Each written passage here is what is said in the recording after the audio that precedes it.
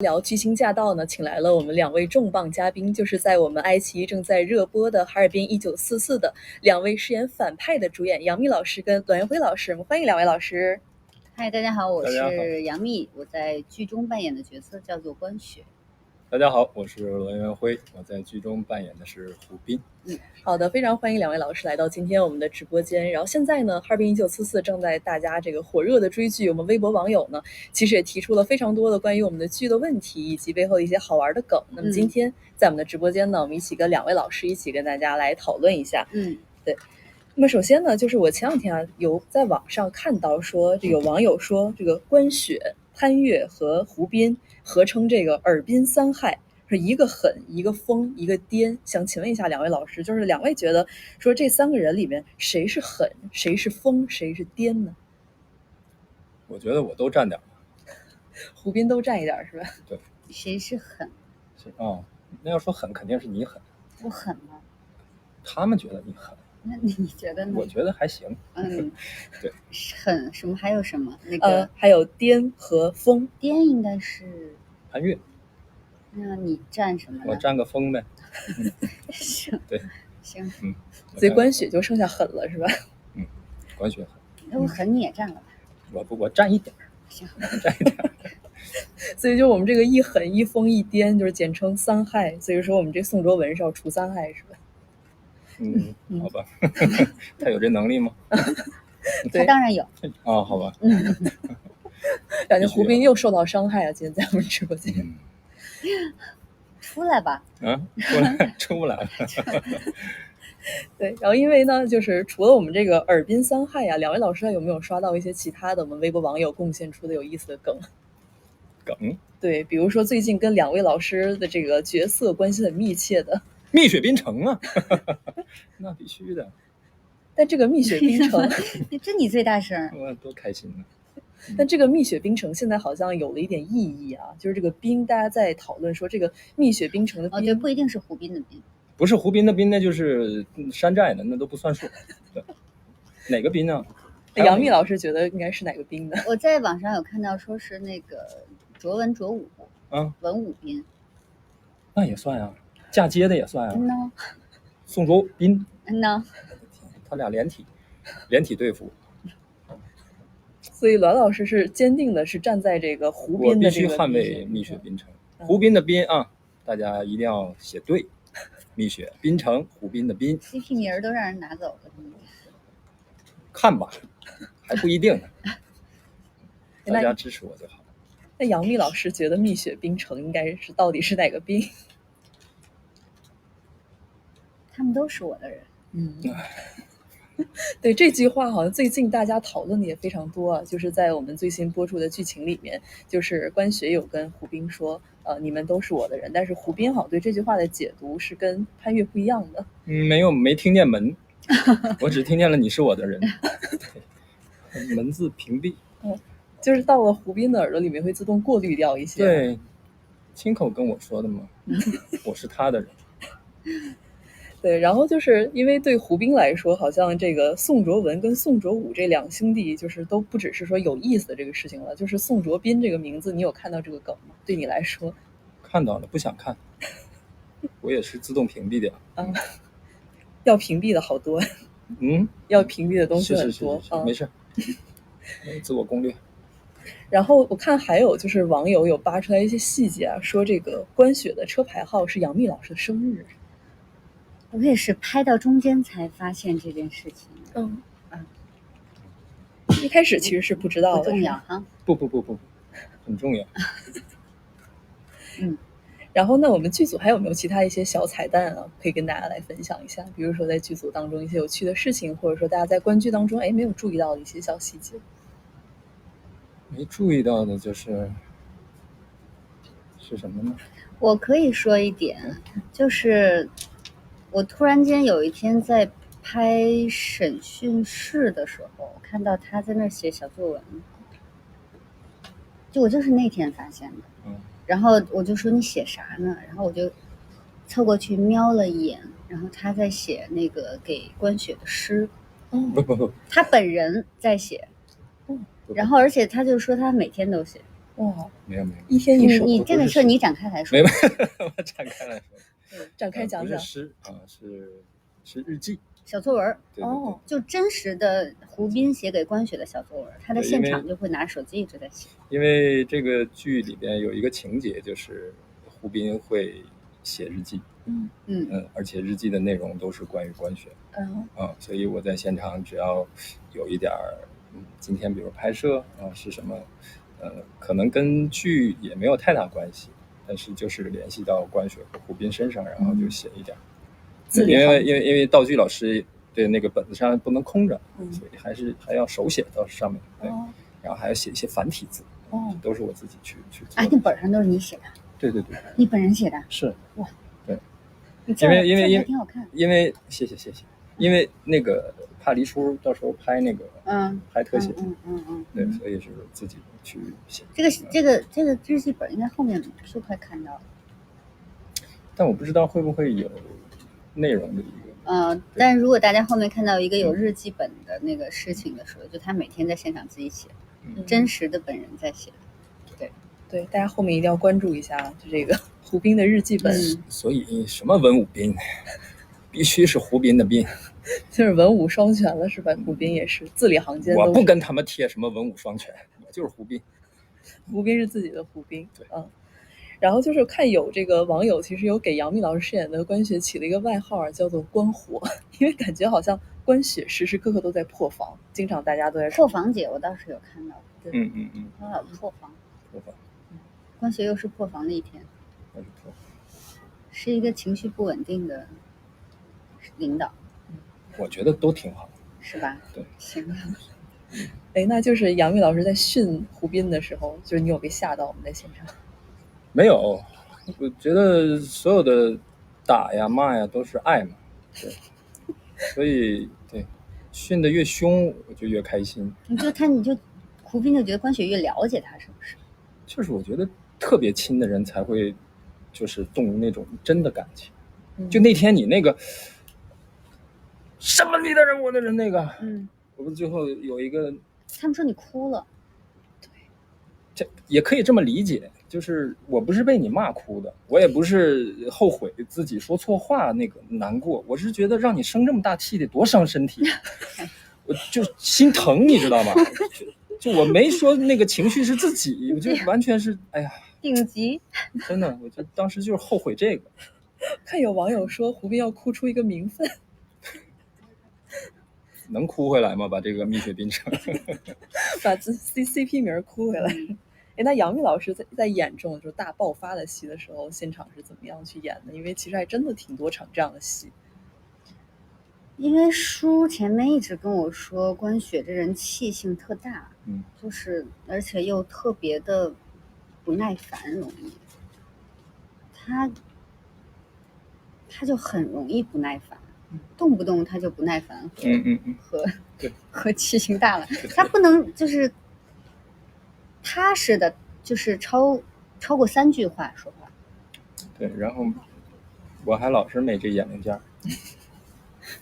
对，老是去惹他。对，就没有，就是踏实的能说3句话，就3句话以后你还是那个什么，就关雪就烦了，就受不了了这事儿。对，所以我理解哈，他就是不能跟笨人一块合作，就这个人稍微反应慢一点，笨一点，跟不上一点，他就急了，他太聪明了，太聪明了，对，然后要求的太高。所以他的下边的人稍微，他觉得这怎么可能是我的人？这是我的 team 吗？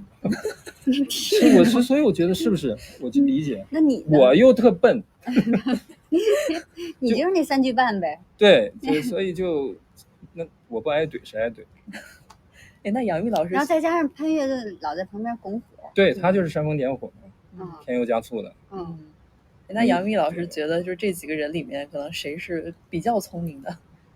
在你的手下当中，卓伦吧，但卓伦不算是手下吧？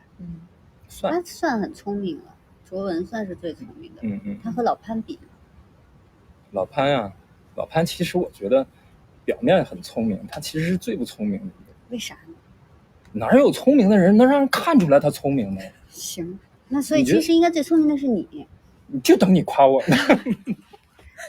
大智若愚是吧？其实就是对我都不在乎那些。我跟潘越有过一句话，说我没那么大野心，我只要人，就是我的心里全是官学。其实还是老金啊。那就是那个太厉害了。昨天晚上老金不算是手下吧？老金那是半个师傅嘛。对，他其实对于官学来说他是师傅。那个是真聪明。对，我觉得对。金主任不带我们玩。对，那杨幂老师觉得就是像这个破防姐这个称号，你觉得形容官学是贴切的吗？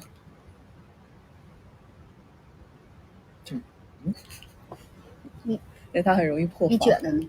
我觉得你觉得对就对。行，听大家的吧，大家觉得对就对。看网友还说，就是官学可以叫试探姐，因为他每天都在试图试探。这个倒是真的，他不信任何人，不信任任何人，包括宋哲文，所以他会反复的去查他。是。那昨天晚上还被金主任金科长说了，是不是？是稍微疏忽了一点。但他对卓文的这个试探，其实是可能还会带一点其他的这个情愫。我觉得是因为关雪这个人，他黑色和白色反而少，他灰色地带很多。是他很多东西他觉得没关系，无所谓，能混过去就混过去，能糊弄过去就糊弄过去。就他对于立场这个事儿，其实没有那么的坚定感觉。对。其实，对，因为他是一个精致的利己主义者，所以说他可能为了达到自己的目的，会有点不择手段。对的。对，然后刚才我们提到说杨幂老师饰演的关学有这个破防姐的这个称号，然后呢，像袁辉老师饰演的这个胡斌啊，大家给了一个称号叫纯爱哈士奇，你有听到过吗？纯爱，我应该是纯爱哈关学。士奇是谁？我不哈，我只哈关学。那就是你觉得还有大冤种、沸羊羊、那个大苦瓜，对，老是挨怼，吃醋小狗。咋还小狗呢？我也不知道啊，我怎么也得是个狼狗吧。对，那你觉得就是哪个称号对你的形容最贴切，或者你自己比较喜欢哪一个称号？网友给你的？我觉得就是蜜雪冰城。但我拍的时候也没有觉得有这么深刻的体感。对，我也没觉得，我演咱们这多紧张刺激的一个谍战，怎么变成一个喜剧了？现在好多网友说，一看我就想笑，一看我当时真的没有任何这种，就是一丝一毫的这个想都没想过，对，就是这种蛛丝马迹都没发现过。对，你现场可认真了，特别认真，然后也没觉得自己冤，也没觉得自己苦，也没委屈，也没觉得自己吃醋，反正就是我觉得是一个正常的爷们儿，他就是东北爷们儿，就是爱一个女人，喜欢一个女人，他就是直接就老稀罕，对，就是一种正常的表现。对。所以说明我们哈尔滨1944里面的这个反派角色其实也都是很复杂的反派角色。对。然后呢，今天正好就是两位在，然后呢，我们也替网友问一个大家都很好奇的问题，就是想问说，胡斌跟关雪在对方的眼里，到底是一个什么样的存在？就是对彼此的这个感情是什么样子？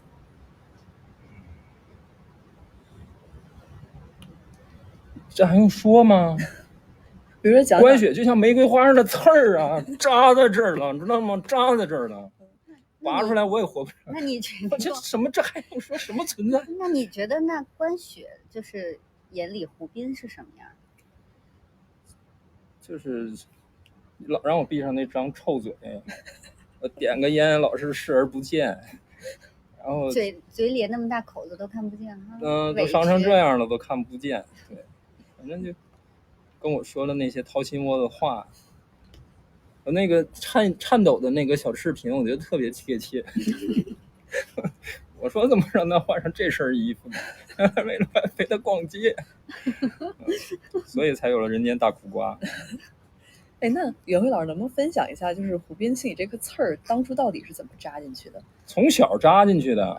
从小我跟他一起受训，在国外受训的时候，对，我们就是在一起，那个时候我就照顾他呀，或者说帮助他。那我觉得那个时候虽然没有展现，但是我觉得对于胡斌来说，应该就是那个时候一见钟情。就是在胡斌的理解里面，那就算青梅竹马了。所以我们是打小就在一起的。但是没有想到你不是唯一的青梅竹马。没想到的是，人家还有更早的青梅竹马。对，在受训之前就认识的。对，那杨幂老师觉得，就是在关雪的眼中，胡斌是一个什么样的存在？在关雪的眼中，胡斌是一个什么样的存在？这首先，关雪感觉没有那么相信男性。就你记得他那个姨父吗？对吧？然后所以他，就其实他是作为一个上司，作为一个领导，然后他在权衡利弊的想各种方式来让这几个人来为他干活。关雪这个人就是导演老跟我们说被人伺候惯了，好像是，就是他有很多小细节，比如说他会就第一集的第二集的时候，他刚跟宋卓文见着，他喝杯水喝一半，然后就趴着顺手递人家手里，就感觉是他永远就是衣服一摘就有人帮着拿，包也有人帮着拿，车门永远有人帮着开，就他就是这事儿很得心应手。被人伺候惯了。说了这么半天也没说我在他心中是什么，就是一个不存在的人，是一个得力的那个一个小狗，一个得力下属，而且怎么骂还不生气。也生气。我们第一集其实还有一个细节就剪掉了，就其实当时胡斌的手不是前几集受伤了吗？就是关雪下楼的时候，胡斌特意把手伸在脸上，当着关雪把手套摘下来。我在那儿弄手套，等着关雪等了好久，然后等关雪下来的时候，才把手套摘下来，受伤了。关雪完全当没看到。就很多这种细节，其实就是一些胡斌的小心思，是吧？对，就是我受伤了，就这样。对，所以胡斌对关雪是这只手吗？这只手，有点孩子气，我觉得。但是关雪可能就是完全 get 不到胡斌的这些小心思。也没有，他没心思，他的心思都在工作上。对，没心思，我觉得心思都在工作上。对，大家我看还有弹幕在说关雪就是太热爱工作了。对，他挺热爱工作的。然后就是现在网友呢，对于我们的这个剧集里面的小细节也有很多的这个解读。然后呢，两位有没有就是印象比较深刻的一些网友关于咱们剧中细节的一些解读？比如说有位网友曾经说啊，就是关雪她很擅长伪装，所以说她这个工作的时候喝咖啡、抽烟、喝酒，但是在家里边煮奶茶和糖。这感觉是对这个关雪观察的很细致，就是她在工作里面和在家里面，比如说对弟弟啊、对卓文啊，其实不一样的感觉。关雪还挺讲究的，其实。就是对嘛，要生活品质嘛，还是挺讲究的。而且我觉得其实挺不拘小节的，有的时候。他有一次想从窗户往下看，他是站在窗台上，他站在窗台上这样往下看。而且关雪的那个办公室里面不是有一个单独的房间吗？那个单独的房间是他单独的洗漱间，里面有他下班要穿的衣服、裙子、包、口红、首饰这些，还有香水，就是他又讲究，然后又不拘小节那种。所以也是一个很复杂的一个人。对，也有一些陋习在身上。就是我觉得一个人的时候可能还不太一样，或者跟金科长的时候的状态。对，他在老金面前又是另外一个样子。对，但因为他是一个彻头彻尾的反派，其实关雪的这些细节也都能表现得出来，他对任何人都是不信任的。老金他还算是信任的，我觉得。其他人他其实是都不信，因为老金算他师傅。但我觉得你还是信我的。是吧？因为我没有其他心思，你也这个是哈。那就是胡斌也作为一个反派，就是胡斌他对于周围的人就是信任啊，或者说是跟周围人的关系是什么样子？他有哪些不一样的一面？这个我觉得他都不太在乎，上班对他来说就是反正就是一工作。我觉得他的心思真的完全就是在关雪身上，每天什么受伤了，第一时间自己伤成那样啊，那菠菜，对，你是不是要去医院呀？然后自己弄完了，得让医生来呀。我说弄了那个菠菜猪肝汤啊，对这个事儿我得澄清一下，那个不是菠菜猪肝，那是菠菜猪肝汤。但是那个汤字我还没说出来呢，就被关科长给打断了。我还说呢，我说你再着急你喝都没说出来也是。对，菠菜猪肝汤啊，包括什么鹿鸣春，后面已经是有了吗？那个好像还没有吧，后面又送了一次。对，又送了一次他愿意吃的那个老字号。他特喜欢弄一些汤汤水水啊，就特别像居家的呀那种，就居家过日子那些，就这个是他特别开心，每天想这些啊，开心什么谁什么这个关系那个关系，不在他的考虑范围内。是专门有学了这什么做菜呀？一定的，他居家过日子一定是一把好手，绝对的。他能把关雪伺候的可好了。所以胡斌算是误入歧途了。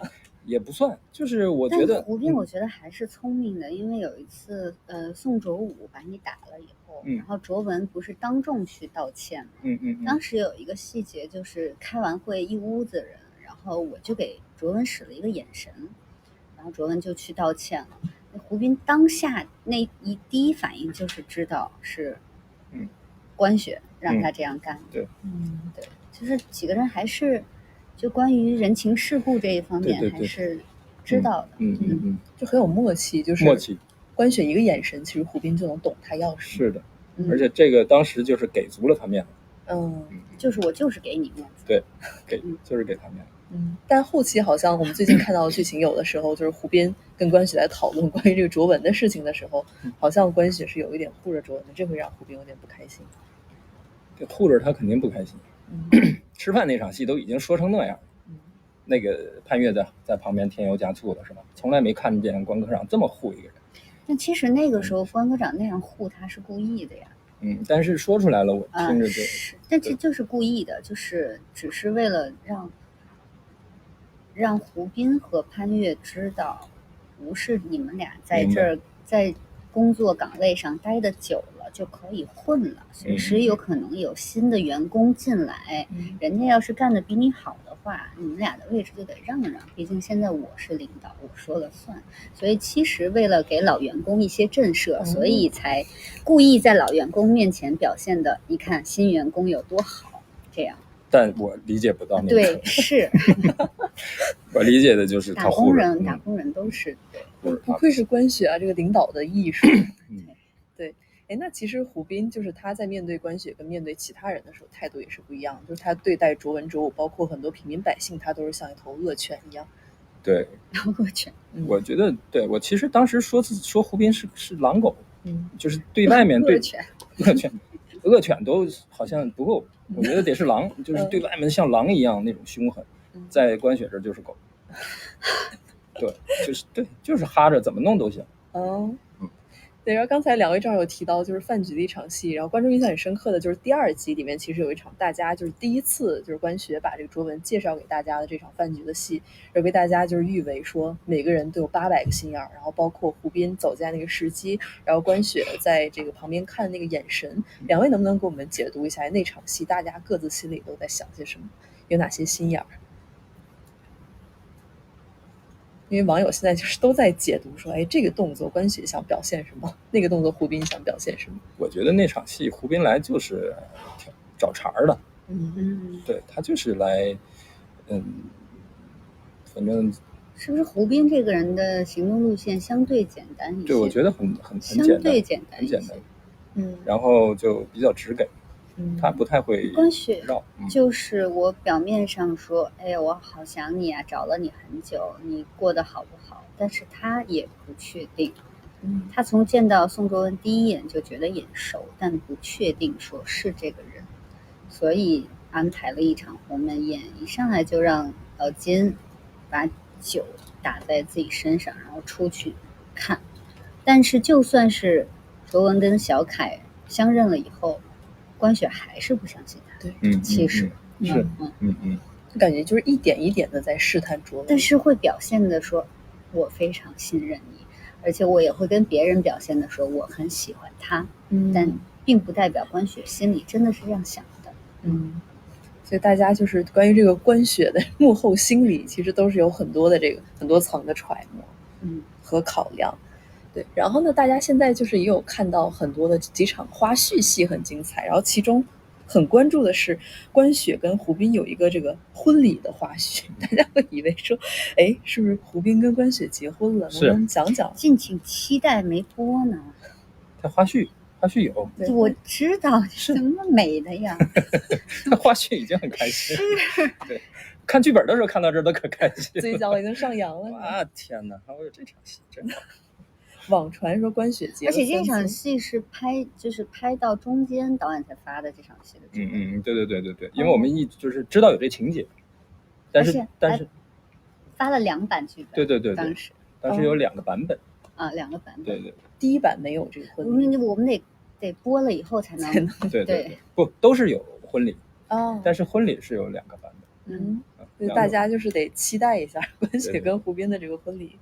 网传说关雪还结了3次婚啊，是真的吗？3次？你不知道是吧？3次？跟谁？网传谁？还有3次？谁？有那么多？咬他。胡斌就是完全他们不敢冒出来，没人敢承认。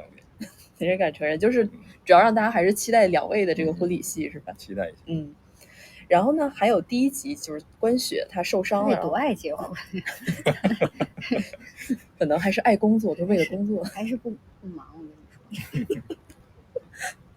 然后呢，就是在第1集里面，关雪就是有一个包扎伤口的那个剧情，让大家看到了一个完全不一样的杨幂。然后能不能请杨幂老师们分享一下那场戏是怎么拍的？大家看着都疼。其实那个是我进组第1天拍的戏，就是那天送猪肝汤那天拍的。对，那个猪肝汤是紧接着那场戏。猪肝汤也是我进组的第1场戏。对，然后我是先拍的那场戏，然后就是拍的猪肝汤那场戏。那场戏就是比如说包括整体的这个调度啊，包括动作的话，当时是怎么样去揣摩的？那个也是我第1次跟书拍戏嘛，然后也不知道，反正就试嘛。那场戏也拍了挺长时间的，就一直在试。大家就是能从屏幕前就能感觉到关雪的那种痛感。他其实那场戏不是只有疼，他是气性大。他主要的情绪是因为气性大，他可以不用那样。书就说他当时像在作践自己。对，他就是到嘴边的鸭子飞了那种，就是气啊。是给自己撒气，然后也往别人身上撒气。其实就是气性大。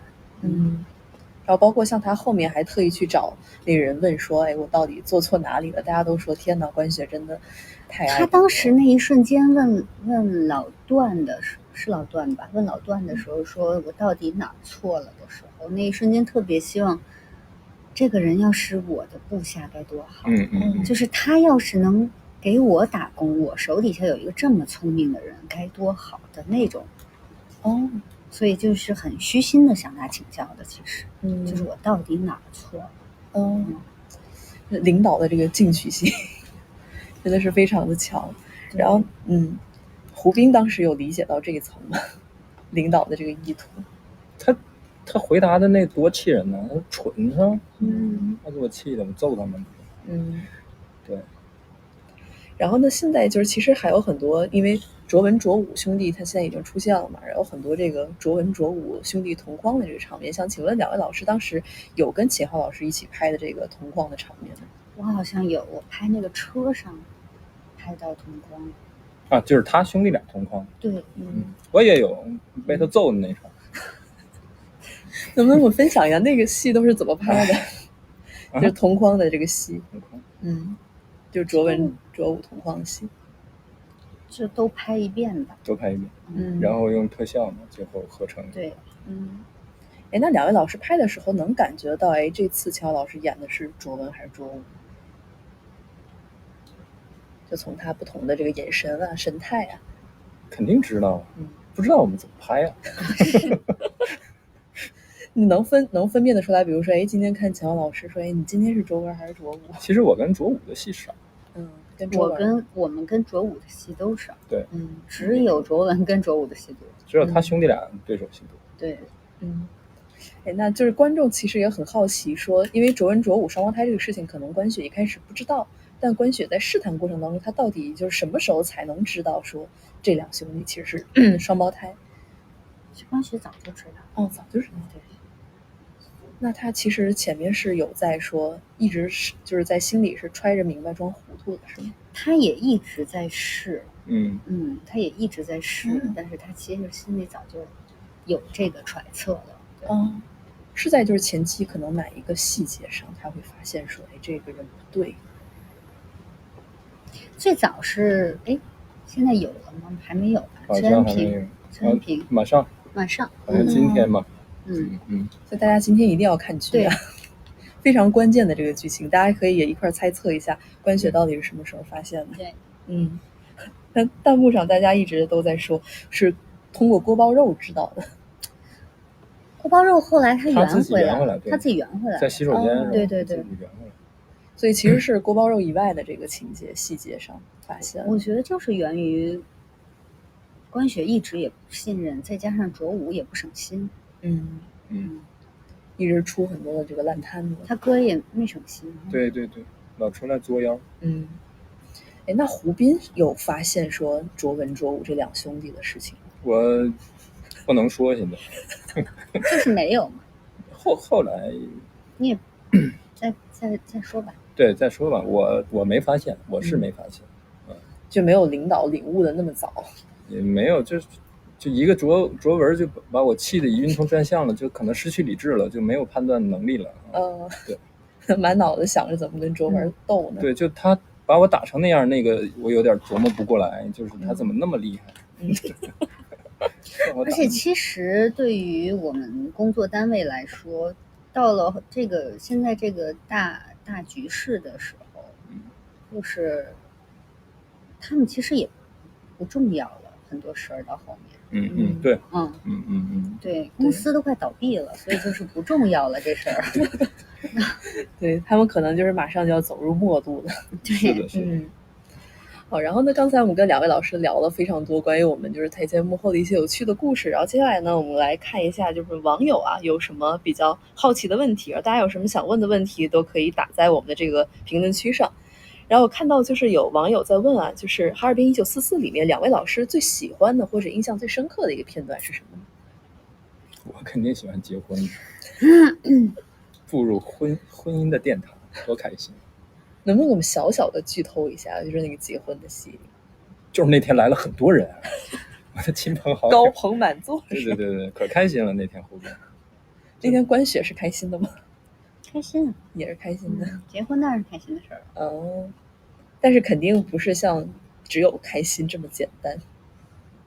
你开心？真的开心。那杨幂老师有没有什么印象比较深刻的或者喜欢的一场戏？其实挺多的。是。其实我哪场都喜欢。我们有的时候，尤其是我们单位的几个人在一起上班的时候，经常会给自己现挂或者是传一些有的没的。虽然未必可能都剪出来了，但是就是大家会试一些有的没的事儿。我记得那次在那个仓库有那个面粉，就是我们有一次路边死，对，然后在那个仓库看那个面粉的时候，然后关雪就故意在衣服上蹭了一个白面粉，胡斌就上去，就类似于这种吧。对，我们会经常喜欢玩这些东西。是现场两位老师发挥的是吗？是喜欢现场。其实我觉得就是一个是现场就是好玩，再一个特符合这个人物关系。对，对，经常会拿个烟出来，那意思你点还是不点？就虚晃他那种，就是这样。两个人每天都在试探对方，或者是经常关雪就是就在这忙的时候一伸手那个什么，然后胡斌怎么了？对，我就属于时刻那个就是昂扬着的那个小狗，等待着主人的召唤。没你事儿，就类似于这种吧，可能就是。刚才正好有网友问说，就是胡斌为什么要跟踪关雪啊？就12集里面。没有，那不是跟踪关雪，那是等他走了之后，去跟我那小舅子好好聊聊天。小舅子。对。不，关凯问我嘛，你为什么要帮我？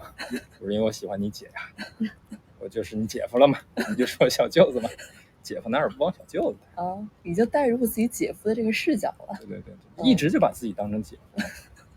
所以卓文出现才会那么气急败坏。是。然后还有这个网友问啊，说关雪有没有一刻会觉得说，可能这个假装卓武的卓文是自己的一个依靠？有，肯定有。但下一秒就觉得这事儿不靠谱，不安全。因为他也是很善变，太容易推翻自己了。太没有安全感了。对，是。然后呢，就是关雪对胡斌，他有超出比如说上属对下属以外的这种感情吗？好期待。没有。我都习惯了，你就知道。其实还就是上集跟下集的这个关系，就是上集和下集，可能认识时间比较长的吧。对，就比较好用的一个下集，时间长算老熟人，知根知底老熟人。然后呢，请问两位老师，就是拍摄过程当中有哪段剧情觉得是自己呈现难度最大的呢？我觉得都挺难。都不容易。真的都挺难。比如是动作戏比较难，还是说可能对峙的戏比较难？我反而觉得动作戏没那么难。但对他来说动作戏应该是对不起，我突然想到了。我老受伤了。哥受伤了好几次。还去了一次医院。对，我后边有一场戏，前半段还好，就后半拍到中间受伤了。然后后面是梗着脖子演完。是拍大概哪一场戏的事？那个还不能说，还没到。对，然后就是脖子去了一次医院，然后腰受伤了一次，还哪儿受伤来着？反正就好像经常受伤。所以我就老打岔，我说不是天天健身吗？怎么这么脆弱呢？你打的这个打戏强度太高了。对，我跟卓武那场戏就真被打到了。他们几个那时候拍戏的时候老健身，互相在现场说的最多的就是健身房见。我说不是老是健身吗？咋的？太脆弱了。健身房嘛，他的那个动作都比较规范。但是我们一拍起戏来吧，它有很多动作，它不是那种常规你会用到的一些力道，或者说那个动作。所以就稍可能不注意就会。你们健身房的那个 team 都有谁？那个丁鹏，乔梁，然后小武，凯哥，小武，关凯，田小江，然后潘越。哎呦，他还去呢。潘越就是偶尔可能就蹬椭圆仪，就他那个颠劲儿，你知道吗？就是蹬椭圆仪蹬多了，他那个颠劲儿就出来了。因为潘越可能挨打的戏也不多，是吧？所以他不用太使劲健身。他就是坐办公室的嘛。胡斌是因为挨打的戏多，所以得健身。我健身还有一个目的就是，我觉得胡斌这个人他可能是行动骨，一个是他要就是执行任务嘛，再一个我就想，因为你练多了力量嘛，这个人可能就笨。我想让他笨一点。就憨一点。就也不是憨，就是不是外形上的憨，他就是可能做动作呀，或者说很多东西反应啊，包括他就不像你经常做有氧的人那么轻盈。对，就有点慢半拍，就让他笨一点。那杨幂老师刚才有提到说，就是可能是打戏之外的戏会是难度比较大的，你觉得会是哪些方面的难度会让你觉得有些高？因为有的时候书解释的意思都是第5层或者第6层。对吧？对。但我们可能看剧本的时候理解是在第1层或者第2层，所以书说出来这句话的意思的时候，我们会想一下说，还有这个意思。对。我们都会做功课，提前准备，就是因为每天你不准备充分了，你是不敢去现场。但是真的是每次到现场都觉得自己还没准备好。对，像蜜姐说的，就是我们可能到1、2，然后书这边说出来个5，就我觉得那场戏特别明显。就我跟你汇报工作，然后我说我知道你看不上我，我说你是不是看我不顺眼？然后我跟你有点还刷点手甩脸的。其实我的理解是胡斌是不敢的，是不敢跟关雪可能他就是嘟囔那些，也就是嘟囔。就是我知道你那个看我不顺眼，但是那天书要的就是帮就气性大，就我也有脾气，我也可以发。所以我觉得就是他胡斌的这种孩子气的这种可爱的东西，可能就通过这些东西就体现出来了。对。对，大家都会说，就是这个办公室啊，是一个这巨大的精神病院，大家的这个情绪状态都非常的不稳定。刚才网友有人说，关雪是不是有那个双向情感障碍？双向情感对，就是气性大，情绪不稳定。我觉得，因为关雪，她还有一个姨父是不是还没出现？没有。对，然后后面你们也会交代姨父，你们聊的时候。对。所以其实关雪她的过往造就了她现在的这个性格。就大家会就到后面越往后会越知道关雪为什么会变成今天这个样子。除了说在国外受训的时候经受了一些就是不为人知的很就虐待也好，或者是怎么样，然后走到今天一步一步又是一个女性，所以其实上班和活着是一件很不容易的事情，对于她来说。对，我们后面的剧情会更详细展开，是关雪为什么走到今天这样的一个地步。对，就也是跟他小的时候在国外。对，因为我们也是拍到一半那个才有姨父这个人的，才有姨父这个人的。对。然后有网友问说，关雪她可能现在这个投靠敌方是被迫的还是自愿的？可能更多的还是为了自己的这个生存。打工嘛，还是有这方面的才华。然后呢，就是网友就是有人说啊，这个宋卓武是关雪的操越光，请问两位有看到这个梗吗？不愿意聊他。不愿意聊他。操越光。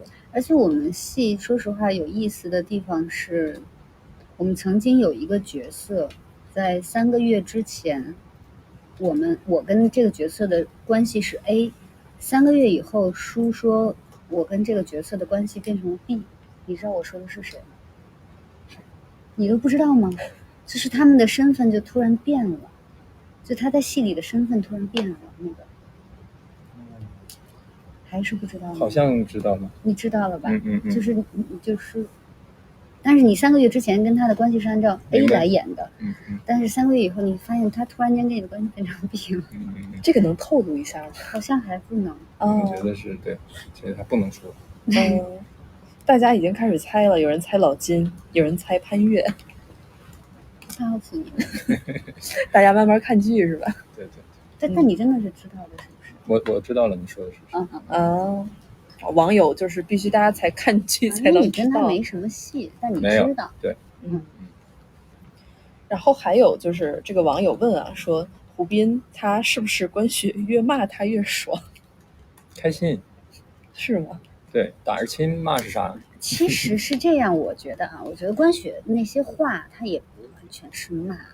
就是你看关雪上次说胡斌你这个人呀，欲望太大，心眼又太小，肚子里还藏不住，吃相就很难看的这个话呢，其实是意思是胡斌，你看我多懂你，对，我多了解你，你看咱俩关系多近，只有我懂你。这还不算 PUA 吗？是的。就是这种，就是你看看我多懂你，你看看你小心点的，除了我以外没人跟你说这个话了。心花怒放。对，就其实字面意思是骂。然后但其实表达的是这些东西。一个人不在乎你，他怎么可能骂你？自我对呀，你不 PUA 我可以自己来，是吧？所以胡斌在骂的时候，他感受到的其实是关雪他在乎我，对，他了解我，他了解我，他是为我好，他想让我变得更优秀，自我攻略现在做的还不够，自我攻略了属于。对，然后因为今天呢正好是就是咱们这个蜜雪胡斌的那个冰城，两位正好都来到我们直播现场，然后呢我们也想请两位就给大家发一个这个蜜雪冰城的福利，然后请两位老师呢就是在现场可以自拍一张照片，我们后面呢会分享给我们的微博网友。我们的福利，对，就是蜜雪冰城的一些福利，满足大家的一些需求，请两位老师就是现场可以自拍一张。有现场拿手机自拍啊？我们要不然摄影机合影？对呀，我们在这儿拍行不行？也可以。对，我就是这样，就是我假装的那个，这样。好，大家可以截图啊，就是对。可以，我都开心。好，那就是帮大家这个蜜雪冰城同框的这个任务已经完成了，所以说接下来呢，就是大家我们现在呢，这个哈尔滨1944的热度已经马上要突破9000了，然后马上也要奔着万去了。两位老师就是现在看到我们这个哈尔滨1944正在热播，然后有没有想要有一些追剧福利，或者说这个破万的福利送给大家，让大家再冲一冲？追剧的福利，破万的福利啊。我觉得如果是破万的话，我们可以请潘越老师跳一个舞吧，跳一个颠儿舞，反正他不在。可以，这个是福利吗？这个，对，这个，要不你跳？我跳。对，因为健身健了这么久了都。跳什么舞啊？你这答应啊？这就答应了。这个关科长发话了。别，还是关越，不是潘越跳。潘越他那个形体很好。他很好，对。他可以跳一个。因为他不在嘛。那关科长觉得胡斌应该去完成哪些福利？胡斌，我觉得可以替我们单位认个错。认错，道歉。认错这个事儿我在行。对，最擅长道歉。因为刚才我们跟大家聊的都是我们关于角色的，但我觉得其实就是从我们的历史角度来说，我觉得关雪他其实是时代的罪人，就他其实是错了的，对，是。看还有这个网友说要让胡斌手写小作文，道歉小作文发到微博上。是跟内容是跟关雪的呢，还是跟我就是一个认错的一个检讨书是吗？不是，我觉得也是因为就是我们整个这部戏，因为到直播后期了嘛，我们这部戏确实的确大家拍的都很辛苦，都非常的不容易，然后也看到了，就是我们的革命先烈们有多么的不容易，多么的是的。豁出了自己的生命，然后才有了我们今天嘛。对，所以这也是我们哈尔滨1944这部戏想要表达给大家的。对，所以其实我在后面也跟宋卓文说了一句话，我说我想到那个孩子，就是我说，所以我知道我们赢不了，就那种。他其实很快大家就可以看到这场戏。好的，然后今天呢非常开心跟我们两位嘉宾关于我们哈尔滨1944聊了这么多台前幕后的故事，那也请大家呢一定要多多追剧啊，关注我们的哈尔滨1944，对，然后能不能得到这些福利就看大家了。那在我们直播的结尾呢，请两位老师分别用一句话再安利一下我们哈尔滨1944吧。你先吧。我们这个哈尔滨1944，后面的剧集会更加的精彩，希望大家继续追剧。对，谢谢。然后我们也会献上我们的那个子贤老师的舞和自拍，到时候给大家。虽然子贤老师不在哈，那个我们就先替他说了，但是后面其实也会更加的精彩，然后希望大家可以期待我们的剧情。对，对，潘越已经被安排的明明白白了。好的，今天非常感谢大家来观看我们与你聊聊哈尔滨1944的直播，希望大家多多追剧。好的，今天我们的直播就到这里了，拜拜，拜拜。